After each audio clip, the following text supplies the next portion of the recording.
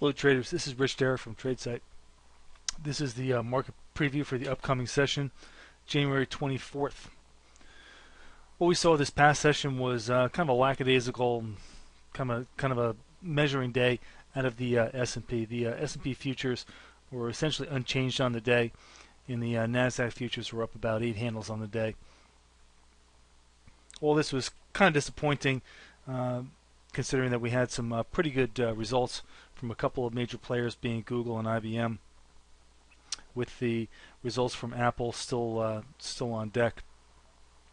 The intermarkets, is as far as the other influences on the broad market, were fairly muted. We had a little bit of a pullback in oil, and gold and silver really didn't do too much as far as adding to their positive prices yesterday. But let's move on and take a look at the S&P futures and the ES futures. All right, here's the ES futures. This is the daily time frame. We had a pretty positive day the previous session with range expansion to the upside. This current candle, though, was kind of a very flat, very narrow range candle compared.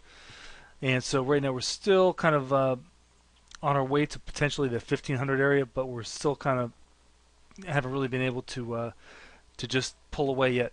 The overall bias of the chart is certainly positive. We're above the 200, the 50, and the 10 EMA. We're starting to get a little bit of distance above the 10 EMA, which makes it a little bit, just very, very slightly overbought. But nothing that the overbought condition here would want to reverse. That would probably be something that would be more news driven at this point. Also, note on the chart here that we're only 4 candles up in the Tradesight Seeker setup, so we definitely have more room to move higher up into that 8/8 level at 1500 if the market so chooses. Now the NQ futures have just finally pulled a little bit above this most recent trading range. Starting to get a little bit of a positive bias, but really need a follow-through data to really make that worthwhile, and really kind of confirm that we do have a shot to get to 7/8 and then potentially 8/8, and maybe even new highs if we can develop some sustainable momentum. I'm sure a lot of this is going to be dictated by the Apple report, so that still remains to be seen. But right now, there's definitely room to the upside here. Now that we've broken out of this this lateral trading range, like we talked about the prior evening, the CCI is still not overcooked, so there's still some room there. All right, and here's a look at the multi-sector chart. This is kind of a little bit different than what we saw yesterday. This was kind of the contra day, where we had finally some strength in the stocks, but not really anything that you can really hang your hat on. Look at that stock, the stocks a little bit later. The BTK definitely took a pretty good hit today, and the financials were also lower on the day. And at the same time, though, there was really no real defensive flight to quality in the XAU. The XAU still kind of range bound here, in the kind of right near the lows that it's been trading at recently.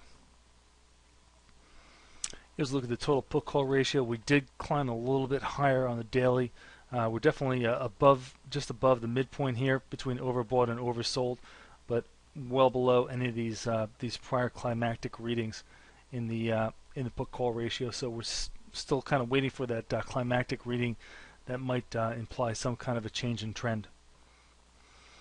Here's a look at the 10-day trend, the ARMS index, the New York Stock Exchange ARMS index. This still range bound and still in the neutral area. Did curl down a little bit today after being a little bit elevated, but definitely not climactic in the previous couple of sessions. So still waiting for a climactic reading either way here, and there's definitely gas in the tank here to push higher if the market still chooses to do so. Okay, moving on to the individual sectors. Here's the computer hardware sector. We don't spend a lot of time talking about this.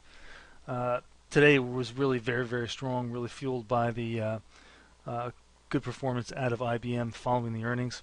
We're still contained below the 8/8 level and have not been able to take out the absolute high, but do note here that this is pretty much matching the closing high on the move here that was recorded back in September. This chart is also now 9 days up in the secret count, which would imply that we're either going to have a little lateral move here or some kind of a downside consolidation after this candle. Now the semiconductors, the SOX was also strong.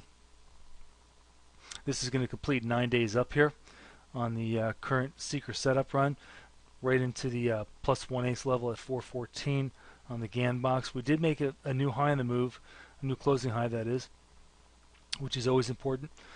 So we've got to see if we can keep this momentum and move higher. But the seeker is suggesting at this point that we're either going to have to consolidate laterally or have some kind of a price retracement.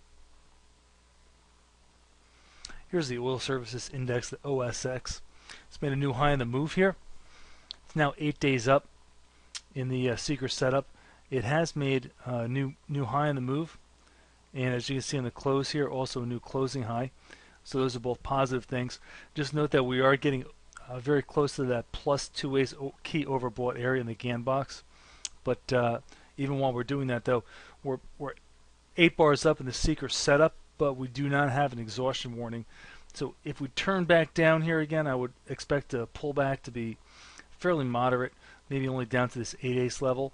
And then if we pivot back higher, then we can actually kick in the full seeker countdown run and perhaps get a frame shift here in the GAN box. So we'll have to stand by and see how this plays out. Here's a look at the BKX. The BKX was pretty range bound on the day. Really couldn't get up and move. We're into the overbought area on the GAN box, which is up 8/8 and higher. Holding still above all the major moving averages. It's all fairly positive, but getting a little bit long in the tooth here off of this swing low. Here's a look at the BTK. The BTK was one of the weaker sectors on the day, down more than 1%. We turned down and used the 10 EMA for support intraday. We're still in this lateral trading range, so this doesn't mean anything yet until we either break out above the current range or break down below this little lateral range and take out the 10 EMA to the downside, which would change the trend to short-term negative. So tomorrow's going to be pretty important for the BTK as far as how this plays out. If we get a breakdown below tomorrow and some pretty good movement, that'll be fairly negative. I would kind of expect tomorrow, after this price action, we might kind of gain this 10 EMA and have kind of a measuring day. But if we do get expansion to the downside, then I think we have to be a little bit cautious and then start looking at the BTK for some short candidates. Here's the XAU, which has just really been abandoned. Yesterday's candle was fairly strong, and today it was the absolute weakest sector out of the majors. We're down more than 2.5%. We took out yesterday's low and also made a new low close for the week, and this is starting to get a little sloppy here. Definitely want to make sure that it holds this area. If it doesn't hold this area, we're going to put this 1/8 level and then maybe even the 0/8 level at 150 in play. So be sure to keep a close eye on how gold's trading and also these individual stocks as well. Now tonight I wanted to take a look at the SPX versus the BKX on a relative performance chart. The SPX really has been kind of lagging the BKX. The BKX in the blue here has been leading. We made this new little nominal high the other day, but really haven't been able to follow through. And this has really been kind of marking time and really just working off this most recent burst of relative strength.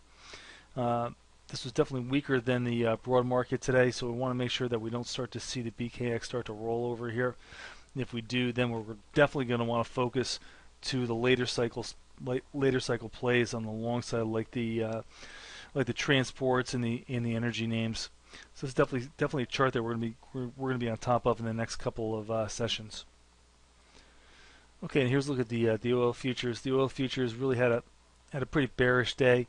We essentially traded the high of the previous session, took out the low, and closed pretty much on the low of the day. Want to make sure we keep a close eye on a 10 EMA here, which has been a really nice support area for this chart the whole ride up here.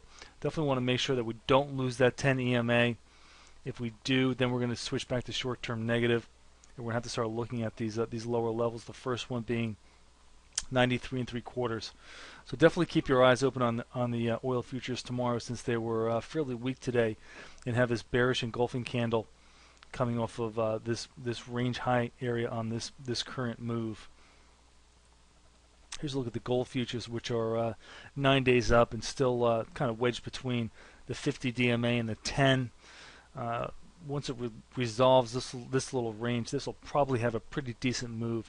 So make sure that you put this little range on your chart. You know, above 1695 on the upside, into the downside, we're going to be looking about 1683 or so. So definitely make sure you're aware of those levels here for gold, and potentially making a move as we break out of this little consolidation wedge. And here's a look at the silver futures. We haven't looked at silver in a while.